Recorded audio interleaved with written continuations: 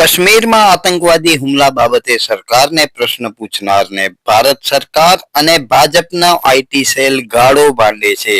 તાનાશાહ સરકાર.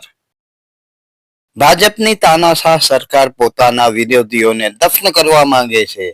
હુમલો પાકિસ્તાને કર્યો અને કેસ ભારતના લોકો ઉપર નોંધવામાં આવે છે.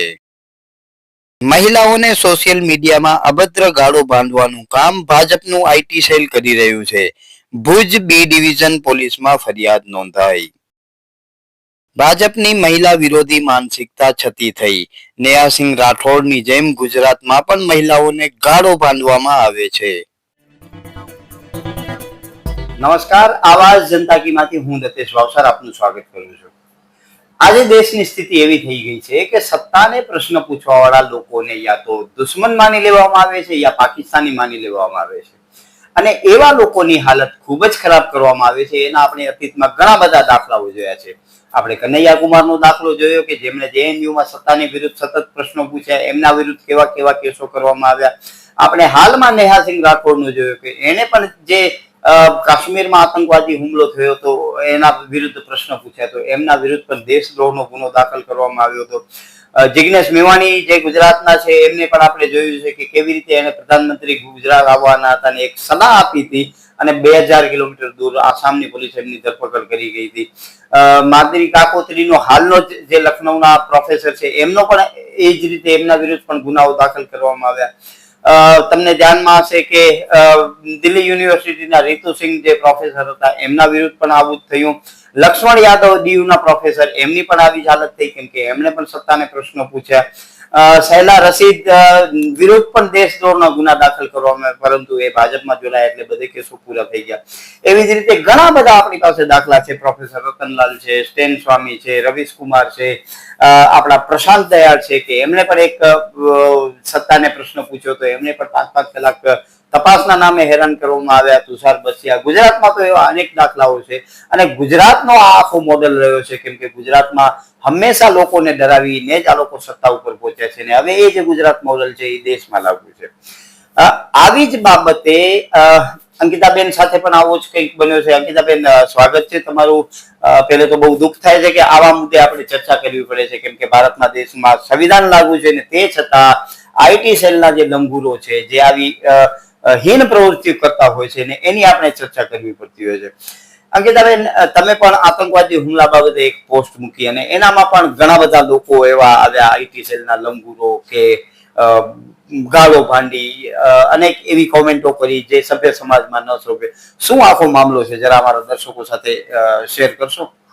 સૌથી પહેલા તો ભારત એ લોકશાહી દેશ છે. એ ભારતીય જનતા પાર્ટીનું આઈટી સેલ છે ને એ ભૂલી ગયું છે કે અહીંયા જ્યારે સત્તાને કોઈ સવાલ પૂછે છે એ સવાલ પૂછનાર વ્યક્તિ ને જાણે પાકિસ્તાની આતંકવાદી હોય એવી રીતે એની સાથે વર્તન કરવામાં આવે છે. પહેલગામ જે આતંકવાદી હુમલો થયો, હવે એ હુમલા માટે જેટલા દુઃખદ ભારતના કોઈ પણ નાગરિક હોય એટલા અમે પણ હોઈએ, હું પણ હોઉં. જ્યારે હું તો ખાસ હોઉં કેમ કે હું ખુદ સરહદી વિસ્તારમાં રહું છું. તો જેમ પાકિસ્તાન ની સરહદ કાશ્મીર સાથે જોડાયેલી છે એમ કચ્છ સાથે પણ જોડાયેલી છે. તો એ જે દુઃખની લાગણી હું અનુભવતી હતી સાથે સાથે મેં સવાલ પૂછ્યો, સત્તાને સવાલ પૂછ્યો કેમ કે કોઈ પણ જાગૃત ભારતીય નાગરિકને આપણો સંવિધાન એટલો વાણી સ્વતંત્ર આપે છે કે એ સત્તાને સવાલ પૂછી શકે. અને મેં એક પહેલગામ વખતે મેં એક પોસ્ટ મૂકી કે ભાઈ 2000 લોકો જ્યાં હાજર હતા, ટુરિસ્ટો હાજર હતા જે સૌ ભારતીયો હતા, ત્યાં સુરક્ષા કર્મીઓ કેમ ન હતા અને આટલી મોટી સુરક્ષામાં ચૂક થઈ તો થઈ કેમ? હવે હું એ સવાલ નહેરુજીને તો પૂછવા નહીં જાઉં, સીધી વાત છે કેમ કે નહેરુજી સત્તા ઉપર તો નથી ને. હું એ સવાલ અરવિંદ કેજરીવાલને પૂછવા નહીં જાઉં કેમ કે અરવિંદ કેજરીવાલ પણ કઈ દેશના પ્રધાનમંત્રી નથી. મારે એ સવાલ પૂછવાનું થાય તો કોને થાય? દેશના પ્રધાનમંત્રીને થાય. સીધી ને સટ વાત છે.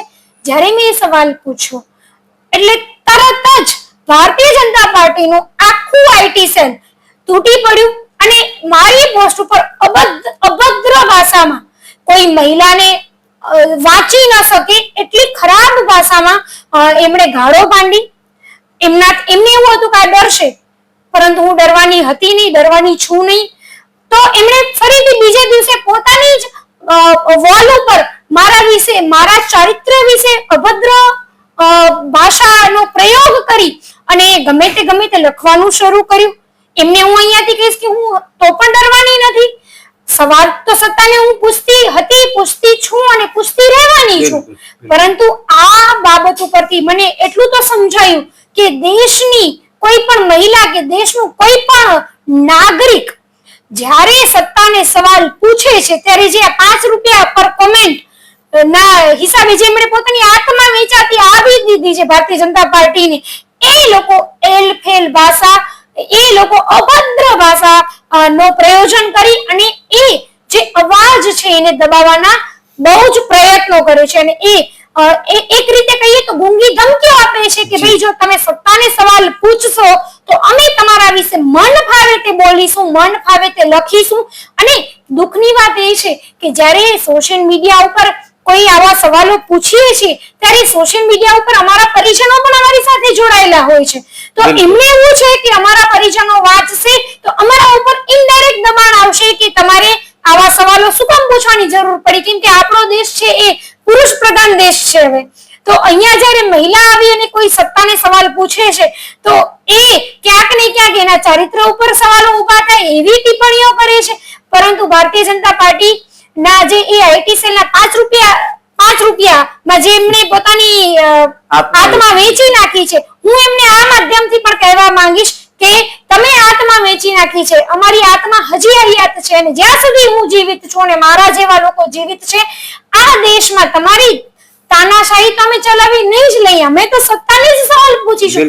જો આજે સત્તા ઉપર નરેન્દ્ર મોદી ના હોત અને નહેરુજી હોત તો હું એમને પણ સવાલ પૂછત કે જો 2000 લોકો ત્યાં ટુરિસ્ટો કોના વિશ્વાસે ગયા હતા, જે કોને વિશ્વાસ અપાવ્યું હતું કે તમે કાશ્મીર જાઓ, કાશ્મીર સેફ છે.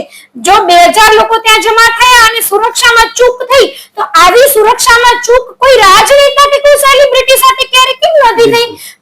ભારતમાં સામાન્ય નાગરિક મરવા માટે જેમ કે જન્મ્યો છે. જ્યારે એ ભારતના નાગરિક તરીકે મેં સવાલ પૂછ્યો ત્યારે આ ભારતીય જનતા પાર્ટીના જે એનું આખું આઈટી સેલ છે એના સંલગ્ન જેટલા પણ દળો છે એનું સેલ આવી અને ખૂબ અભદ્ર ભાષામાં મને કોમેન્ટો કરે છે અને એમને એવું છે કે હું એમની કોમેન્ટોથી ડરી જવાની છું. હું ક્યારે આગળ નહોતી ડરી અને ક્યારે હું ડરીશ નહીં. અને મારો અવાજ તો ઓર બુલંદ થઈ ગયો. તમે આ કરી અને મને અને મારા જેવી મહિલાઓને ઓર પાવર આપી દીધું કે હવે તો સંવિધાનની રૂએ અમે તમને જવાબ આપીશું. તમે જે આ 5 રૂપિયા પર કોમેન્ટ ના હિસાબે પોતાની આત્મા વેચી ખાધી છે ને એ આત્માને પણ હવે અમે ઝંડોડીને જગાડીશું કે તમે ભારતીય છો. અને તમે જ્યારે કહેતા હો ને કે દેશની મહિલાઓ સુરક્ષિત છે, દેશની તમારા જે ભારતીય જનતા પાર્ટી થી જ ચૂંટાઈને આવેલા જે પ્રતિનિધિઓ છે એ ભારત દેશની મહિલાઓને કહેતા હોય કે અમે ભારત દેશની મહિલાઓને સુરક્ષિત દેશ આપી રહ્યા છીએ. તો આ જ્યારે પ્રતિનિધિઓ સાથે, જ્યારે પત્રકારો સાથે, જ્યારે દેશની શિક્ષિત મહિલાઓ સાથે આવો અભદ્ર વ્યવહાર તમારો જ ભારતીય જનતા પાર્ટીનો આઈટી સેલ કરતો હોય ત્યારે તમને એમને ટ્રેનિંગ આપવાની જરૂર છે કે ખરેખર મુદ્દાની વાત કરો. મુદ્દાના મેં 2000 લોકો હતા સુરક્ષામાં ચૂક થઈ તો કેમ થઈ? મેં સવાલ પૂછ્યો તો તમારો આઈટી સેલ મને જવાબ આપતો તો એવો જવાબ આપતો જે મુદ્દા ઉપર, પરંતુ તમે મુદ્દા ઉપર તો જવાબ આપી જ નથી શકવાના. મુદ્દા ઉપર તો ત્યારે જવાબ આપી શકે કે જ્યારે એમની પાસે જવાબ હોય. દેશના પ્રધાનમંત્રી અને ગૃહમંત્રીએ હજી સુધી જવાબ નથી આપ્યો કે સુરક્ષામાં કેમ ચૂક થઈ અને જે વિસ્તારમાં 2000-3000 પર્યટકો હોય ત્યાંથી સુરક્ષા કોણે હટાવી. હવે એ પ્રશ્નનો જવાબ નથી અને જો તમે પ્રશ્ન પૂછો છો તો તમને ગાળો બાંધવી, અભદ્ર ટિપ્પણી કરવી, તમને બદનામ કરવો, શું આ જ હવે આઈટી સેલ નો કામ રહ્યો છે? એનો મતલબ તો એ માની લઈએ કે આઈટી સેલે તો હવે નાદારી નોંધાવી દીધી છે દિમાગથી. એનો એક જ મતલબ છે કે જ્યારે હું કે મારા જેવા લોકો સત્તાને સવાલ પૂછે છે ત્યારે ભારતીય જનતા પાર્ટી એ ડરી જાય છે કે લોકો જાગૃત ન થઈ જાય. મારી જેમ બીજા લોકો જ્યારે પોસ્ટો વાંચે છે ત્યારે લોકોની અંદર જાગૃતિ આવે છે ને જાગૃત ના થઈ જાય ને હું બંધ થાઉં ને મારા જેવા કેટલાય લોકો બંધ થઈ જાય એની માટે એ લોકોના એ પ્રોપોગેન્ડા ચલાવે છે. એ પ્રોપોગેન્ડામાં પણ એ લોકો જ્યારે સફળ નથી થતા, સામે ફરીથી અમારા જેવા લોકો સવાલ પૂછે છે, ત્યારે એ લોકોના સ્ટેપ હોય છે કે પહેલે ગાળો બાંધવી, મહિલા હોય તો એને ચારિત્ર ઉપર સવાલો ઉભા કરવા, તો પણ એ નથી ડરતી. તો મને તેમને પર્સનલમાં મેસેજીસ કરીને ડરાવવાની ટ્રાય કરી છે. પર્સનલમાં મેં એમને જવાબ નથી આપ્યા, તો એ લોકોએ મને કોલ કરવાના ચાલુ કરીને ધમકીઓ આપેલી છે. અને જો હું ત્યાંથી નથી ડરતી તો પછી જાનથી પણ મારી નાખવાની ધમકીઓ આપશે. અને તો પણ હું નથી ડરતી તો એ મારા પરિજનોને અને મને હેરાન કરવાના પ્રયત્નો કરશે. પરંતુ હું અહીંયાથી કહી દઉં આ માધ્યમથી કે મારા ભારત દેશનો સંવિધાન મને સવાલ પૂછવાની આઝાદી આપે છે, અને એ ખુદ પ્રધાનમંત્રી પણ મને એનાથી ન રોકી શકે. હું સવાલ પૂછી શકું અને સવાલ હું પૂછતી રહીશ. સત્તા ઉપર જે પાર્ટી હશે, જે રાજનેતા હશે, ખોટા હશે તો મારો પહેલો સવાલ ભારતીય દીકરી તરીકેનો હશે. દુઃખની વાત તો એ છે કે જ્યારે હું સવાલ પૂછું છું ત્યારે તમે મને રાજદ્રોહી ને દેશદ્રોહી ને આતંકવાદી ને, પરંતુ તમે ખુદ જો સાચા ભારતીય હો તો તમારી અંદર તો એટલી બૌદ્ધિકતા હોત ને, બૌદ્ધિક ક્ષમતા હોત કે 2000 લોકો ભેગા થયા અને સુરક્ષામાં ચૂક કેમ થઈ ગઈ? જો આવી સુરક્ષામાં ચૂક કેમ કોઈ રાજનેતા સાથે નથી થતી? દર્શક મિત્રો, અંકિતાબેને જે વાત કરી એના ઉપરથી મને એક બે નાના મોટા કિસ્સાઓ યાદ આવે છે. જવાહરલાલ નહેરુ જ્યારે પ્રધાનમંત્રી હતા અને જ્યારે લોકો નિરાશ થયેલા હતા ત્યારે જનતામાંથી એક વ્યક્તિએ આવી અને જવાહરલાલ નહેરુનો ગળો પકડ્યો હતો અને એને પ્રશ્ન પૂછ્યો કે તમે પ્રધાનમંત્રી બન્યા તો તમે શું દેશને આપ્યું છે? ત્યારે પ્રધાનમંત્રી હતા જવાહરલાલ નહેરુ, એને બહુ જ સરસ મજાનો જવાબ આપ્યો કે તમે આજે મારો ગળો પકડી શકો છો ને, ઈ હું તમને સ્વતંત્રતા આપું છું. આજની તારીખમાં તમે નરેન્દ્ર મોદીને કે અમિત શાહને એક પ્રશ્ન પૂછો અને 200-400 ગાળો લખવા માટે આવી જાય, એનો મતલબ આપણે માની લઈએ કે હવે ભારતમાં જો લોકતંત્રની વાત કરતો હોય તો એ પોતાને ઠગી રહ્યો છે, કેમ કે અત્યારે તાનાશાહી સરકાર જ ચાલી રહી છે, એવું જ માની શકાય. સરદાર પટેલનો પણ એક એવો દાખલો છે કે જ્યારે ભારત પાકિસ્તાન અલગ થયા અને દિલ્હીમાં મુસ્લિમ વિસ્તારમાં સરદાર પટેલ ગયા હતા ત્યારે એમના મોઢા ઉપર એક મુસ્લિમ વ્યક્તિએ થૂક્યું હતું અને ત્યારે સુરક્ષા કર્મીઓએ એ વ્યક્તિને પકડ્યો. ત્યારે સરદાર પટેલે એના હાથ જોડીને કીધો કે આને મૂકી દો, કમસે કમ મારા એક મુસ્લિમ ભાઈનો જે દુઃખ દર્દ છે કે ગુસ્સો છે એ તો મારા મોઢા ઉપર આવ્યો. એટલે એ વખતેના જે રાજકારણીઓ હતા એ રાજકારણીઓ એટલા માટે આજે યાદ કરીએ છીએ કે એમના પાસે એવી તાકાત હતી કે દરેકે દરેક વ્યક્તિને સમજાવી શકતા અને એમને સાથે રાખીને ચાલી શકતા. આજે મજાલ છે કોઈની કે તમે એક ધારાસભ્યને એના લોંડા લપાટાને થા જલાવ્યા વગર મળી શકો, કોઈ જ શક્યતા નથી. આજની સ્થિતિ એવી અલગ થઈ ગઈ છે કે આ દેશ ધીમે ધીમે બરબાદી તરફ જ જઈ રહ્યો છે. અંકિતાબેન, આ આઈટી સેલના જે લંગૂરો છે એ તમને હેરાન કરે છે, મજબૂતીથી છો, તમે બધું કર્યું, પણ સામાન્ય મહિલાને જો આવું કરે તો એ સામાન્ય મહિલા તો યા તો એના એકાઉન્ટ્સ બંધ કરી નાખે એટલે એના અધિકારોને ડસ્ટબિનમાં નાખી દે, યા બહુ જ જો હેરાન કરે તો એ કોઈ સાચા ખોટા પગલા પણ ભરી લે. તો અંતે આનામાં લાભ તો કોઈનો થતો નથી અને જે નારી શક્તિની મોટી મોટી વાતો કરે છે એને તો ખૂબ જ મોટું નુકસાન થાય છે. આમાં એક જ કહેવાનું થાય કે ભારતીય જનતા પાર્ટી ઈચ્છતી જ નથી કે વિપક્ષમાં કોઈ મહિલા રહે. એ ઈચ્છતી જ નથી કે કોઈ મહિલા તાકાતવર રીતે એમને સવાલ પૂછે. એટલે આ હથકંડા અપનાવે છે કે ભાઈ મહિલાઓને તમે આવી રીતે દબાવો. અને હા, સામાન્ય દીકરીની પણ હું વાત કરું તો આ આઈટી સેલ સામાન્ય દીકરીઓના પણ પોસ્ટ પર ક્યારે, કેમ કે આજે મેં કોઈ પોસ્ટ મૂકી અને કોઈ જાગૃત દીકરી થઈ ગઈ અને મારી પોસ્ટ શેર કરી તો એ એના ત્યાં જઈને પણ લખે છે અને એમને એવું છે કે અમને ખબર નથી. એક ઉપર ધ્યાન છે કે કોણે તમે શું ક્યાં લખેલું છે. અને નો ડાઉટ એ દીકરીઓ ખૂબ નાની વયની હોય છે, કાં તો હજુ એમની એટલી ક્ષમતા નથી હોતી કે મારી જેમ બહાર આવી અને ખુલીને આનો વિરોધ કરી શકે. તો એ દીકરીઓ શું કરે? તો એ દીકરીઓ કાં તો બીજી વાર આવી કોઈ પોસ્ટ શેર કરવાનું મૂકી દેશે, કાં તો એ પોતાનો અકાઉન્ટ બંધ કરી દેશે. અને બીજી બાજુ આ આઈટી સેલના લોકો એનો સંપર્ક કરે છે અને એ મહિલાઓને, એ દીકરીઓને એ લોકો હેન પ્રકારે હેરાન કરે છે. આજે જે ભારતમાં જે થઈ રહ્યું છે, મહિલાઓ સાથે જે અનસેફ ભારત બની ગયું છે, કઈ રીતે બન્યું છે, કોની તાનાશાહીથી બન્યું છે? દિવસ ઉગે અને દુષ્કર્મના કેસો ભારત દેશમાં કઈ રીતે બની રહ્યા છે?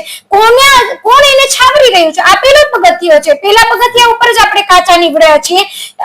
એ સૌ મહિલા સંગઠનો કાચા નીવડ્યા છે કે જે ઝંડો મહિલા શક્તિ ને નારી શક્તિ નો લઈને ફરે છે. એ સૌ સંગઠનો પણ કાચા નીવડ્યા છે કે એ જ્યારે સત્તાને સવાલ પૂછવાનું આવે છે કોઈ મહિલા માટે પણ, તો એ નથી પૂછી શકતા. હા, પણ જો સત્તા વિપક્ષમાં, જો વિપક્ષની સરકાર મતલબ બીજી કોઈ જગ્યાએ એમની સરકાર નથી જે સત્તા ઉપર અત્યારે ભારતીય જનતા પાર્ટી છે, એના સિવાયના જે પક્ષો છે એની કોઈ સરકાર હોય ને ત્યાં આવી કોઈ ઘટના ઘટી હોય, તો તમે જેમ કે ડોક્ટર મમિતા વખતે પૂરા ગુજરાતમાં ને પૂરા ભુજમાં મહિલાઓએ ઝંડો પકડીને બહુ મોટી મોટી વાતો કરી, પરંતુ જ્યારે કચ્છની દીકરીઓ સાથે આ થાય છે, ભુજની દીકરીઓ સાથે થાય છે, ત્યારે કેમ તમે સંપર્ક નથી કરતા? કેમ તમે એનો મતલબ એવું થઈ ગયું કે તમે સત્તા સાથે જ આ મહિલાઓને રહેવું છે. સત્તા કેમ કે એ મહિલાઓને ડરાવવામાં આવી છે.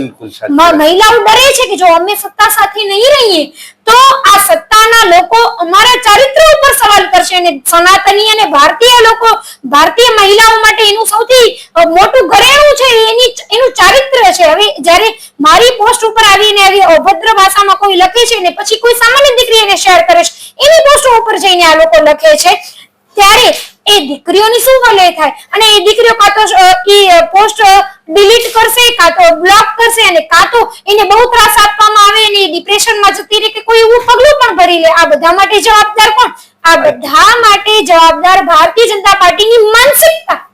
આઈટી સેલ ને એ લોકો એવું પાલ્યું પોસ્યું. હું તો એવું કહું કે આઈટી સેલ ને તમે એટલા એજ્યુકેટેડ આઈટી સેલ બનાવો કે જે સવાલ, અમે જો સવાલ પૂછીએ છીએ તો તમે અમને મુદ્દાસર જવાબ આપી શકે, પરંતુ તમે 5 રૂપિયા પર કમેન્ટ વાળું જે આઈટી સેલ ઊભું કરેલું છે એમને તો ખાલી ગાળો લખવા સિવાય બીજું કશું આવડતું જ નથી. એમની પાસે મુદ્દાઓના જવાબ મુદ્દાઓથી છે જ નહીં.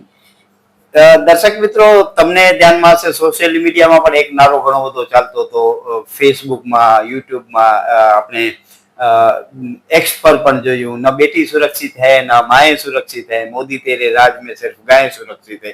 જો કે આજે તો ગાય સુરક્ષિત નથી ને ગૌચર પણ સુરક્ષિત નથી.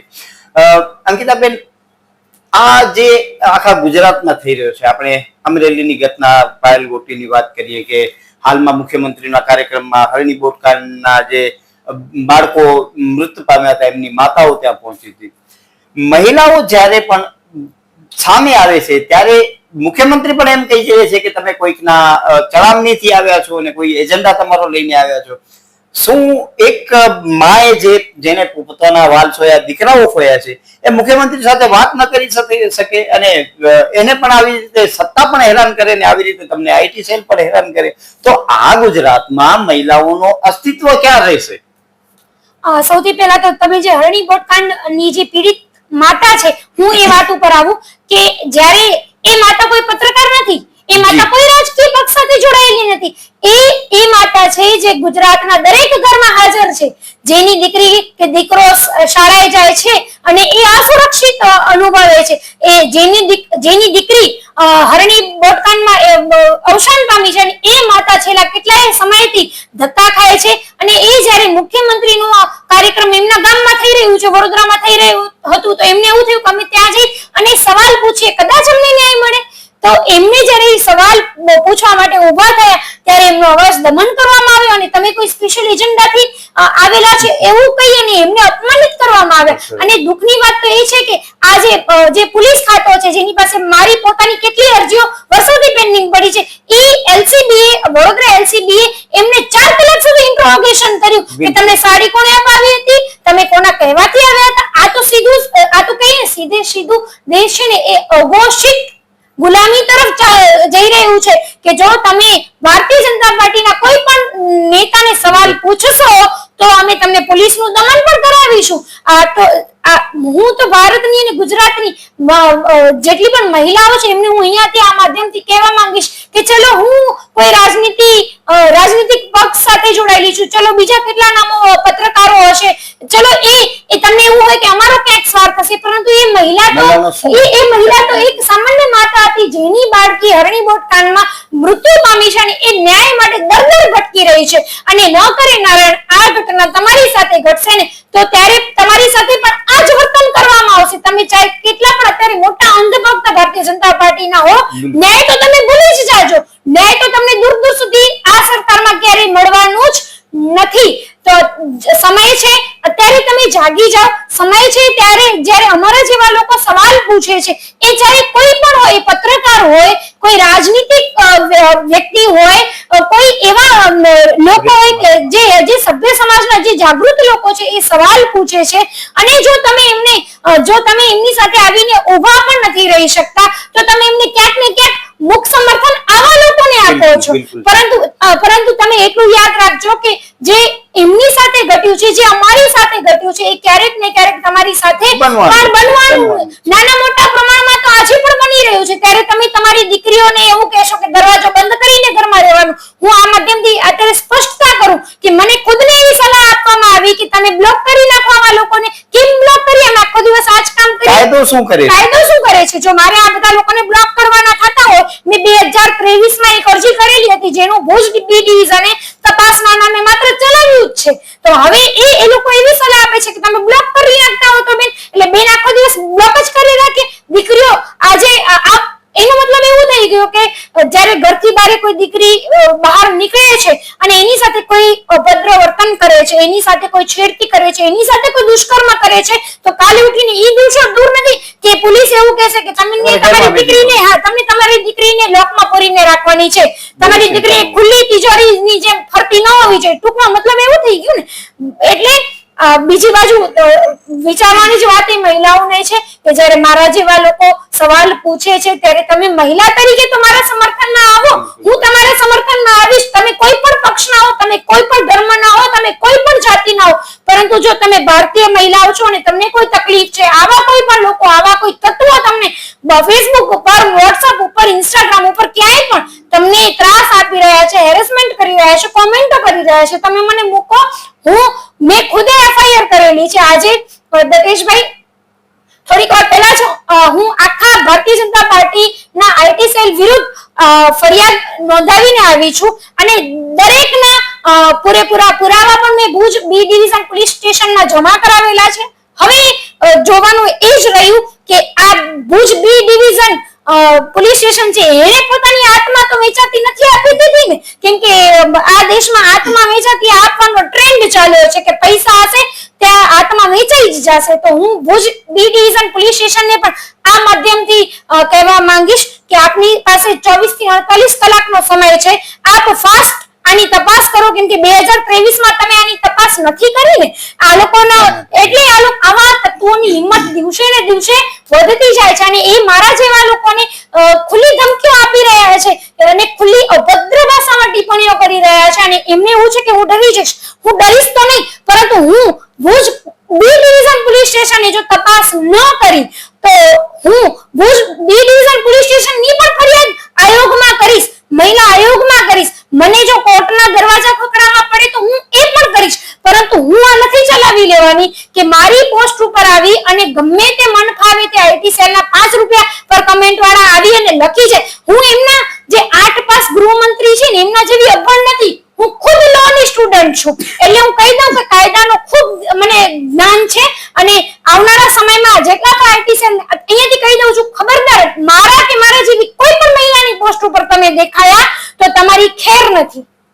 એટલે દર્શક મિત્રો, અંકિતાબેને જેમ કીધું કે પોલીસ વાળા જેમ કહી દે કે તમે એમને બ્લોક કરી દો, એટલે જેમ હરણી બોટકાંડની મહિલાઓ સાથે મુખ્યમંત્રીએ જે વર્તન કર્યું, આ બધે કિસ્સાઓ જોતા એમ લાગે છે કે આ તો ઉલટો ચોર કોતવાલને જ દંડે છે. પોલીસનું કામ છે આવા લોકોને પકડવાનું, પરંતુ પોલીસ એનામાં નાકામ રહી છે, અથવા તો પોલીસને નાકામ રાખવામાં આવી છે રાજકીય દબાણ હેઠળ, જે પણ કારણ હોઈ શકે. પરંતુ પોલીસે પોતાની જે જવાબદારી પૂર્વકની ડ્યુટી નિભાવવાની હોય એ નથી નિભાવી, એ કરવું સત્ય છે, અને આપણે એ બધું જાણીએ જ છીએ, પરંતુ કોઈ પણ ખુલીને આ સત્તાની સામે બોલવામાં તૈયાર નથી. પરંતુ અંકિતાબેને જેમ કીધું કે આજે અંકિતાબેનનો વારો આવ્યો છે, કાલે તમારી દીકરીનો પણ વારો આવશે, તમારી બેનનો પણ વારો આવશે. હવે આપણે જોવાનું હોય છે કે આપણા ઘરે આ આગ લાગે એનાથી પહેલા આપણે શું કરવાનું છે. હું હંમેશા એક શેર કહેતો હું છું કે જલતે ઘર को देखने वालों फूस का छप्पर आपका है, आग के आगे तेज हवा है, आगे मुकद्दर आपका है, उसके कत्ल पर मैं भी चुप था, मेरा नंबर अब आया है, मेरे कत्ल पर तुम भी चुप हो, अगला नंबर आपका है. નમસ્કાર, આવાજ જનતા કી માંથી હું દતેશ ભાવસાર. તમને અમારી સ્ટોરી સારી લાગે તો લાઈક કરો, સારી ન લાગે તો અમને સૂચન આપો, પરંતુ સબસ્ક્રાઇબ કરજો જરૂર.